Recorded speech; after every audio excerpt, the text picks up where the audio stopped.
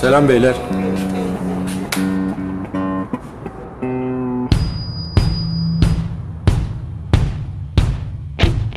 Kimseyi görmedim ben senden daha güzel, kimseyi tanımadım ben senden daha özel, kimselere de bakmadım aklımdan geçen, kimseyi tanımadım ben senden daha güzel,